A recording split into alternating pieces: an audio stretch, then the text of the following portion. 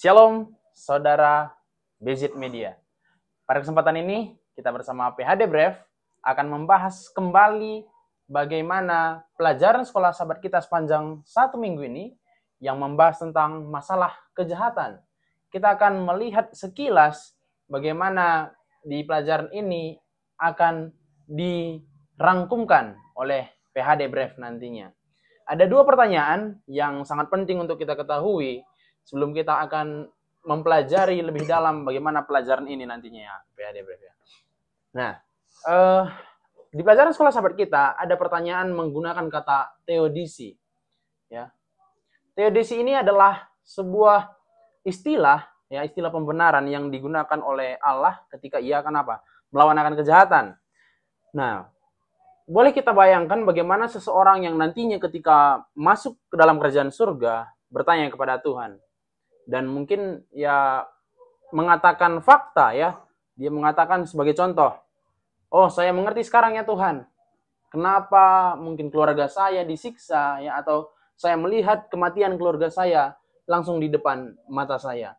Bagi sebagian banyak orang mungkin itu tidak masuk akal.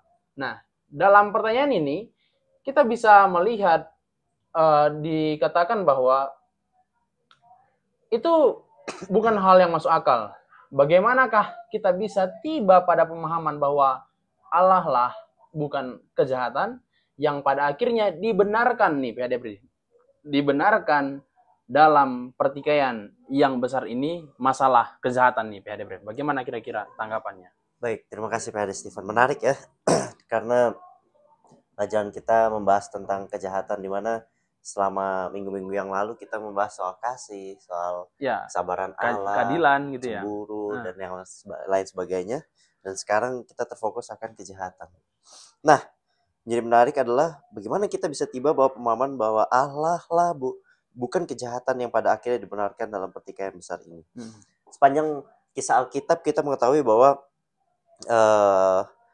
kejahatan ada justru membuat kita tahu bahwa membuktikan juga bahwa Tuhanlah yang baik, ya kan? Nah, jika ada kejahatan pasti harus ada standar kebaikan yang bisa mengukur, ya kan? Jahat atau tidak? Iya. Gitu ya. Dan standar ini dari mana? Dari Allah sendiri yang memberikan hukum moral, ya kan? Nah, tapi kita perlu ingat dulu bahwa Tuhan ini nggak menciptakan kejahatan, ya kan? Betul. Kejahatan ini adalah konsekuensi dari kebebasan memilih. Betul. Yang diberikan Tuhan kepada setiap makhluk. Ya.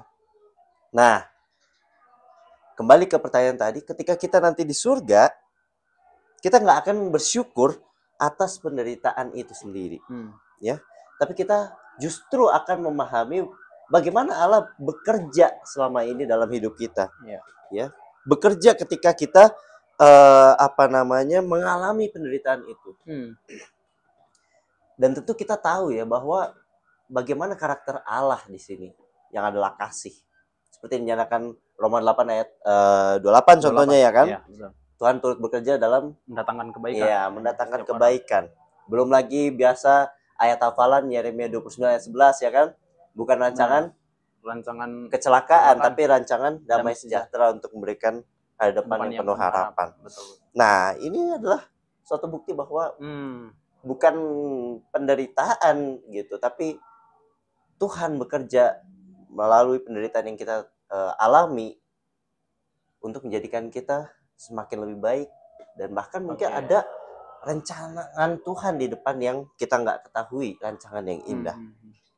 Contohnya juga ya, rencana penebusan yang dinyatakan dalam sistem korban perjanjian lama lalu digenapi di perjanjian baru oleh pengorbanan Yesus itu sendiri, itu menunjukkan bahwa Allah itu nggak sekedar adil, tapi juga luar biasa kasihnya, ya kan? Dan belum lagi di Wahyu 21 ayat 4 dinyatakan bahwa pada akhirnya Allah akan menghapus air mata dan penderitaan, menandakan bahwa Dia telah menang dalam pertikaian besar atau the great kontroversi ini. Jadi gitu, PHD Stephen. Oke, baik, terima kasih PHD Bref. Ya, sangat jelas disampaikan oleh PHD Bref bahwa kita boleh melihat pada akhirnya semua yang kita anggap tidak adil, bahkan tidak masuk akal, ketika kita akan memasuki nih istilahnya ke dalam kerajaan sorga, kita akan mengerti, oh ternyata bukan hanya ini yang dilakukan oleh Tuhan, namun kasih Tuhan juga tetap berjalan bagi setiap manusia. Begitu ya, PhD. Oke, kita masuk ke pertanyaan kedua. Ya, ini bisa dikatakan masih mengenai masuk akal ataupun pemikiran manusia ya. Bagaimana kalau kita pernah bayangkan penderitaan yang dirasakan oleh Ayub sendiri, ya mungkin kita akan tergoda untuk berpikir bahwa Allah ini kembali ya istilahnya memberikan hal yang tidak adil untuk si Ayub sendiri. Nah, dikatakan bahwa pernahkah Anda tergoda untuk berpikir bahwa tidak mungkin ada penjelasan yang baik atas penderitaan yang Anda alami atau yang dialami oleh orang yang Anda kasihi? Nah, bagaimanakah kesadaran akhir ya, kita lihat bagaimana penghujung daripada kisah Ayub yang memberikan sebuah motivasi mungkin bagi kehidupan kita nih, PHD Bref. Yang mungkin saja kita selalu berpikir bahwa Tuhan ini seolah-olah tidak bersifat kasih kepada saya. Dan kita boleh menanyakan bahwa di mana ini akan menjelaskan posisi kita sehubungan dengan pertanyaan-pertanyaan kita sendiri terhadap apa? Terhadap keadilan Tuhan ataupun kasih Tuhan dalam kehidupan kita. Mungkin bagaimana kira-kira pandangan PHD Bref mengenai ya mungkin perasaan kita atau pemikiran kita yang seolah-olah menyalahkan Tuhan begitu. Baik, terima kasih PHD Stephen. Ya, ini luar biasa ya. Kisah Ayub diangkat kembali. Ya, bagaimana Ayub mengalami suatu bisa kita bilang ujian ya. Betul. Ya, dimana setan sebenarnya yang membuat Ayub mengalami ini ya, karena setan nggak percaya akan iman Ayub. Betul, ya kan, sehingga Tuhan izinkanlah setan kerjakan apa yang buruk bagi Ayub.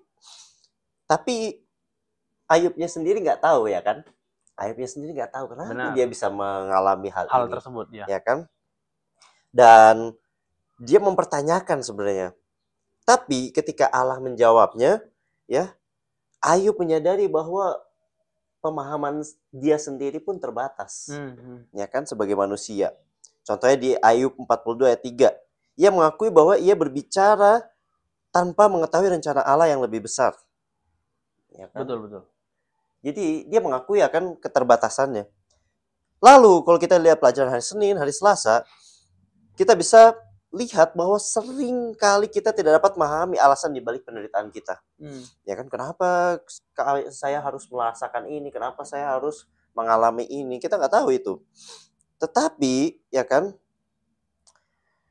kalau bahasa istilahnya itu ada namanya skeptical theism ya, dimana kita kepercayaan bahwa kita mungkin nggak selalu memahami akan maksud Allah, ya, alasan Allah, tapi kita dapat percaya kepadanya bahwa Allah itu baik. Sebagaimana tadi Roma 8 ayat 8, Yeremia 29 ayat 11, ya, kita percaya bahwa Allah ini baik. Kebaikan gitu. Ya, jadi nggak mungkin mendatangkan kecelakaan. Benar. Ya kan? Nah, ketika kita mengalami penderitaan itu, ya jangan langsung kita tanyakan kenapa saya mengalami ini.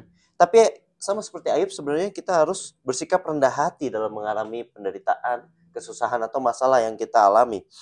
Ya, meskipun kita tidak dapat selalu mendapatkan jawaban langsung, kita percaya Allah memiliki tujuan akhir yang baik. Betul. Ya kan? Ya, kita mungkin manusiawi ya kalau misalnya menderita akan mengeluh karena atau menyalahkan Tuhan ya, gitu ya. Tetapi balik lagi, kalau kita ingat tadi dua ayat tadi, Yeremia 29 ayat 11 dan juga Roma 8 ayat 28, kita perlu yakin. Ya, kenapa kita yakin? Karena kita udah mengalami ya sepanjang hidup kita, pengalaman bersama Tuhan kita udah alami. Ya, pastikan kalau kata Nyonya White itu kan, kita nggak perlu takut untuk melangkah ke depan kecuali kita melupakan pengalaman bersama Tuhan. Iya, pengalaman bersama Tuhan di masa yang lampau. Gitu, Kak Stephen. Oke, terima kasih. Dua pertanyaan yang sangat menarik untuk kita bahas mengenai sederhananya bahwa terkadang pemikiran kita ini terkecoh ya. Karena kita menggunakan logika kita bahwa dalam setiap aspek kehidupan kita, sekalipun kita melakukan yang baik, masih sering aja terjadi satu yang merugikan kita ya, melalui pemikiran apa? Pemikiran manusiawi. Tapi kembali kita disadarkan oleh firman Tuhan melalui pelajaran sekolah Sabat yang disampaikan oleh PHD Bref, ya, terkhusus kita kembali review Roma 8 ayat 28 adalah satu ayat yang benar-benar mengingatkan kita bahwa setiap aspek kehidupan kita, Tuhan akan turut mendatangkan apa? Kebaikan, ya, bagi setiap orang yang mau apa? Datang kepadanya. Jadi, dua pertanyaan ini telah dijawab oleh PHD Bref yang mengingatkan pada kita perlunya kita berpikir secara rohani. Jangan kita gunakan pikiran duniawi kita, karena ketika kita gunakan pikiran duniawi kita akan selalu menyalahkan Tuhan, karena dunia tidak mengenal Tuhan. Terima kasih, Tuhan memberkati.